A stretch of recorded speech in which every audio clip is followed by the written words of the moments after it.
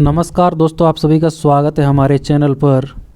आज के इस वीडियो में हम एडुटेरिया के जो 5000 MCQ के क्वेश्चंस हैं उनके सेट नंबर 3 को करने जा रहे हैं। आज के सेट 3 को डिस्कस करने जा रहे हैं। 50 नंबर मतलब 50 MCQ क्वेश्चन है इसमें, और आगे आने वाले सभी परीक्षाओं के लिए बहुत ही महत्वपूर्ण है ये क्वेश्चन। फटाफट आप सभी जुड़ जाइए हमारे साथ और इस वीडियो पर एक लाइक और एक कमेंट करें, हमारे चैनल को सब्सक्राइब करें। स्टार्ट करते हैं। आज का पहला क्वेश्चन है कि निम्नलिखित में से कौन सा सहायक संधि की विशेषता नहीं है। देशी रियासतों को एक ब्रिटिश रेजिमेंट रखना होता है। देशी रियासतों की आंतरिक शासन कंपनी के अधीन होगी। देशी रियासतों की विदेश नीति कंपनी के अधीन होगी। कंपनी की सेना का खर्च रियासत उठाएगी। इसका राइट आंसर हो जाएगा देशी रियासत को एक ब्रिटिश रेजिमेंट रखना होगा। देशी रियासत की विदेश नीति कंपनी के अधीन होगी और कंपनी की सेना का खर्च रियासत उठाएगी। और इसमें से जो गलत है वो है कि देशी रियासतों की आंतरिक शासन कंपनी के अधीन होगी। जी नहीं, बिल्कुल नहीं। ये आंतरिक शासन वाली बात जो है ये जो प्रांत के शासक होते थे या राजा होते थे उनके अधीन होती थी। नेक्स्ट क्वेश्चन, निम्न में से किस समाचार पत्र पर वर्नाकुलर प्रेस एक्ट के तहत कार्यवाही की गई। इसका राइट आंसर हो जाएगा भारत मिहिर। इसका राइट आंसर हो जाएगा Bharat Mihir. Next question, independence नामक समाचार पत्र किनके द्वारा प्रकाशित या संपादित किया गया था। और इसका राइट आंसर हो जाएगा मोतीलाल नेहरू। मोतीलाल नेहरू। बाल हत्या प्रथा किस प्रेसिडेंसी में अधिक थी। राइट आंसर है बंगाल। रेशमी रुमाल षड्यंत्र किससे संबंधित है। रेशमी रुमाल षड्यंत्र संबंधित है मौलवी उबैदुल्ला सिंधी से। असहयोग आंदोलन के लिए प्रस्ताव किस कांग्रेस अधिवेशन में पारित किया गया। तो ये था नागपुर अधिवेशन। निम्नलिखित में कौन पारिस्थितिकी तंत्र के विषय में सही नहीं है। यह एक बंद तंत्र होता है। ये गलत है क्योंकि ये एक ओपन तंत्र होता है। इसकी अपनी उत्पादकता होती है, बिल्कुल सही है। यह एक प्राकृतिक संसाधन तंत्र होता है, बिल्कुल सही है। और यह एक कार्यशील इकाई होता है, बिल्कुल सही है। इसमें सही जो नहीं है वो आंसर है यह एक बंद तंत्र होता है। निम्नलिखित में कौन प्रसिद्ध जैविक हॉटस्पॉट है। इसका राइट आंसर हो जाएगा पश्चिमी घाट। आप सभी को पता होगा कि जो पश्चिमी घाट है वह पूर्वी हिमालय है वह, और जो अंडमान निकोबार है वो क्या है, जैविक हॉटस्पॉट है। किस चक्र के संचालन में सौर विकिरण की महत्वपूर्ण भूमिका होती है। इसका राइट आंसर है जल चक्र। जल चक्र की संचालन हेतु सौर विकिरण की महत्वपूर्ण आवश्यकता होती है। गौतम बुद्ध ने संघ में भिक्षुनी स्त्री के प्रवेश की अनुमति कहाँ पर दी थी। वैशाली, श्रावस्ती, पावापुरी। तो इसका राइट आंसर हो जाएगा वैशाली। भारत के किस क्षेत्र में सर्वाधिक दैनिक तापांतर पाया जाता है। राइट आंसर हो जाएगा मरुस्थलीय क्षेत्र। यहाँ पे दिन में अत्यधिक गर्मी और रात की जो तापमान होती है वो अत्यंत कम होती है। 3 जनवरी को उपसौर की घटना होती है। इस दिन क्या होता है। इसका राइट आंसर है इस दिन पृथ्वी सूर्य की दूरी सबसे न्यूनतम होती है। उपसौर के दिन 3 जनवरी को पृथ्वी और सूर्य की जो दूरी होती है सर्वाधिक सबसे कम होती है। ठीक है, उपसौर में सबसे कम। और अपसौर जो होता है ये 4 जुलाई को होता है, और इस दिन पृथ्वी और सूर्य के बीच की जो दूरी होती है वह सर्वाधिक होती है। कौन सी भूकंप तरंग सबसे अधिक विनाशकारी होती है। तो ये एल तरंग होती है। एल मतलब होता है लव तरंग, और लव तो खतरनाक होता ही है, आप लोग तो जानते हैं। नेक्स्ट क्वेश्चन है, निम्नलिखित में कौन सुमेलित है। रेड क्लिफ भारत और चीन, गलत है। डूरंड भारत पाकिस्तान, ये भी गलत है। मैगिनोट जर्मनी फ्रांस, सही है, और हिंडनबर्ग ये भी गलत है। इसका राइट आंसर मैगिनोट हो जाएगा। निम्नलिखित में कौन सी पर्वत श्रृंखला सबसे लंबी है? तो ये क्या है? एंडीज होगी। नेक्स्ट क्वेश्चन, किस अधिनियम के द्वारा केंद्रीय बजट को राज्यों के बजट से अलग कर दिया गया? केंद्र के बजट को राज्य के बजट से अलग कर दिया गया किस अधिनियम के द्वारा? सही जवाब है भारत शासन अधिनियम 1919 के द्वारा। निम्नलिखित में से किस योजना के आधार पर संविधान सभा का गठन हुआ था? किस योजना के आधार पर संविधान सभा का गठन हुआ था? तो ये था कैबिनेट मिशन योजना। अंतरिम सरकार के गठन की घोषणा कब की गई थी? ये किया गया था, कब किया गया था? ये किया गया था 24 अगस्त 1946 को। 24 अगस्त 1946 इज द राइट आंसर। निम्नलिखित में से कौन कथन सही है? जब राज्य में राष्ट्रपति शासन लागू हो तो संसद को संबंधित राज्य के लिए राज्य सूची पर कानून बनाने की शक्ति प्राप्त हो जाती है। बिल्कुल सही है। राष्ट्रपति शासन के उपरांत भी संसद द्वारा बनाया गया कानून प्रभावी रहता है। इसका राइट आंसर 1 और 2 दोनों सही हो जाएगा। अनुच्छेद 54 का संबंध निम्नलिखित में से किससे है? अनुच्छेद 54 होता है राष्ट्रपति के निर्वाचन से।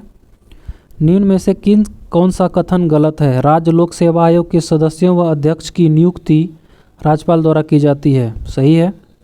राज्य लोक सेवा आयोग के अध्यक्ष तथा सदस्य कार्यकाल के बाद को पुनः नियुक्त नहीं किया जा सकता है।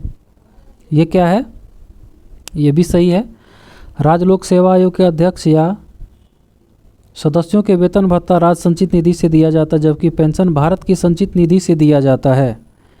ये गलत है। राज्य लोक सेवा आयोग के सदस्य अध्यक्ष को उनके पद से हटाने की शक्ति राज्यपाल के पास नहीं है। बिल्कुल सही है, क्योंकि इसको राष्ट्रपति ही हटा सकता है, जबकि नियुक्त कौन करता है? राज्यपाल करता है।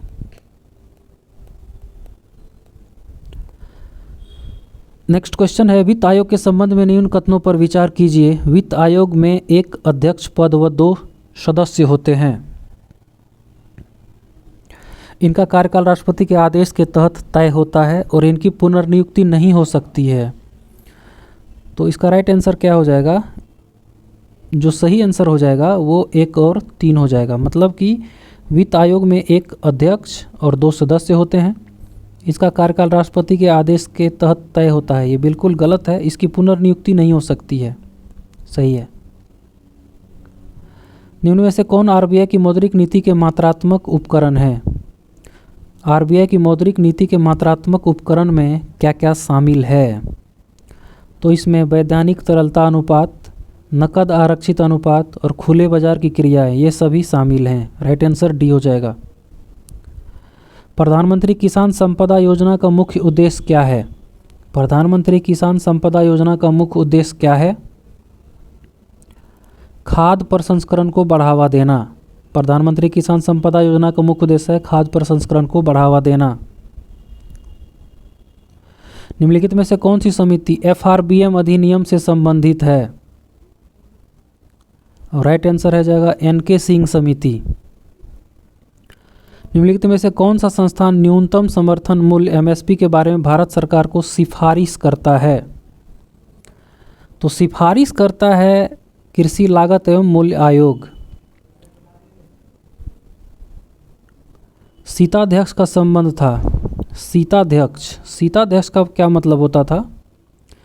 ये सीताध्यक्ष का मतलब होता है भूमि कर विभाग। ठीक है। जो राजकीय भूमि होती थी उसे सीता भूमि कहा जाता था। और सीताध्यक्ष जो होते थे, सीताध्यक्ष जो क्या करते थे, ये भूमि से संबंधित जो कर होते थे उसको वसूला करते थे। ठीक है। कश्मीर के क्षेत्रीय इतिहास का सजीव वर्णन मिलता है। राजतरंगिणी।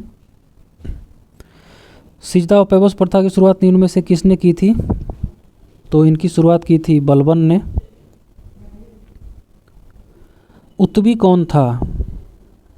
उत्तवी कौन था? एक इतिहासकार था जो गजनवी के साथ आया था। ठीक है। गजनवी के साथ जो है 4 लोग आए थे, फारूकी, अलबुरुनी, उसके बाद हो गया उत्वी, ठीक है, फारूकी, अल्बेरुनी, उत्वी, और एक ये कोई था, आप कमेंट करके बताइए कौन था। शेरशाह के बारे में कौन कथन असत्य है?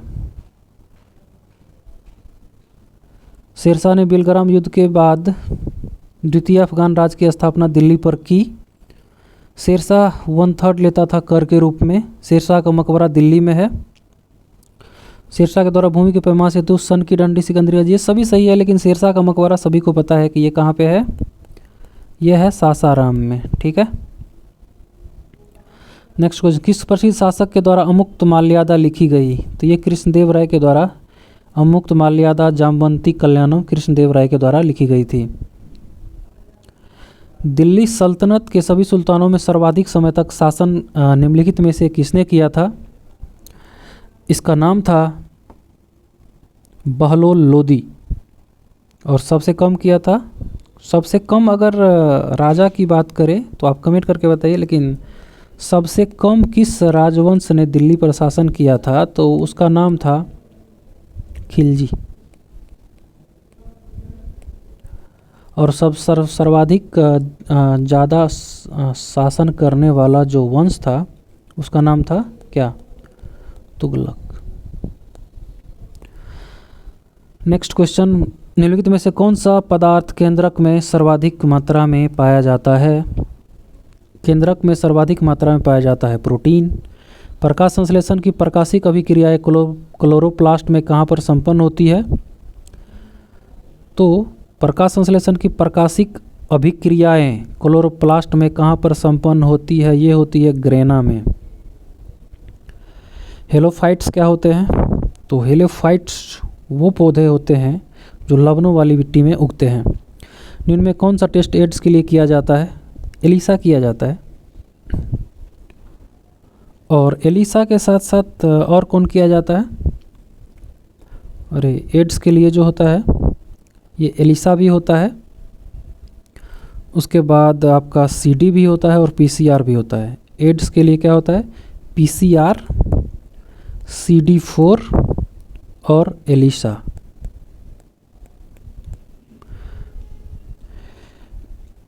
नेक्स्ट क्वेश्चन है कि निम्न में से कौन सा रुधिर वर्ग रुधिर प्लाज्मा में कोई एंटीबॉडी नहीं होता है? श्योर है ये AB में होता है। मेरा भी ब्लड ग्रुप AB पॉजिटिव है। ट्रिपल वैक्सीन DPT में कौन सा एक नहीं होता है? DPT में डिप्थीरिया, टिटनस और काली खांसी होती है, जबकि पीलिया नहीं होता है।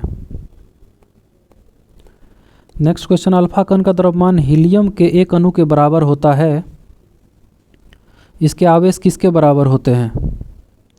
2 प्रोटॉन के बराबर। अल्फा कण का द्रव्यमान हीलियम के एक अणु के बराबर होता है, तो इसका आवेश किसके बराबर होता है? 2 प्रोटॉन के बराबर होता है। न्यूटन के किस गतिक नियम के बल का व्यंजक प्राप्त होता है? बल का व्यंजक द्वितीय गतिकी नियम से प्राप्त होता है। सिलिकॉन, जर्मेनियम, कार्बन आदि पदार्थों की प्रतिरोधकता ताप बढ़ने पर क्या होगी? देखो ये सिलिकॉन, जर्मेनियम और कार्बन ये क्या है?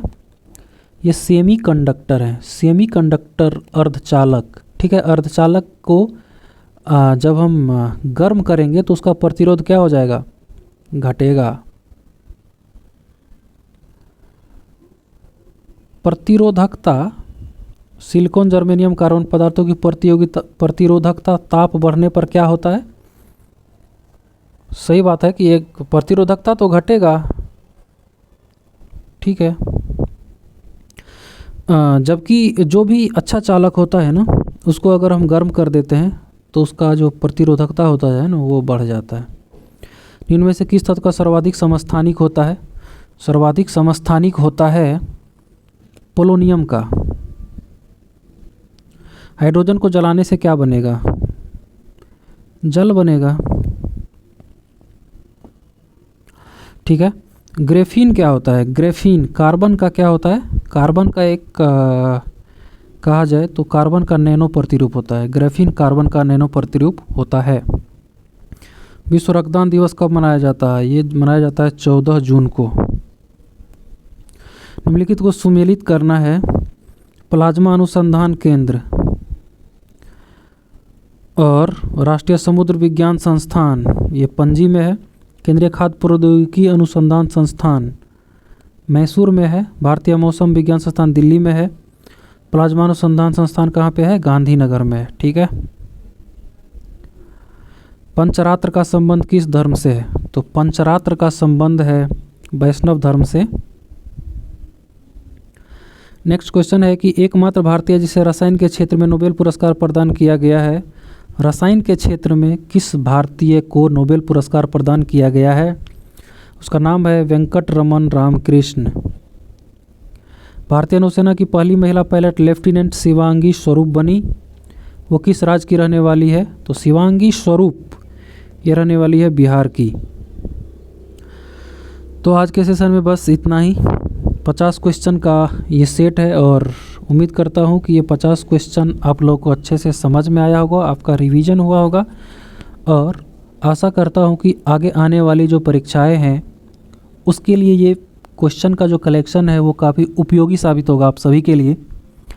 हमारे चैनल को सब्सक्राइब कीजिए, वीडियो को लाइक कीजिए और एक कमेंट ज़रूर कीजिएगा। बहुत बहुत धन्यवाद।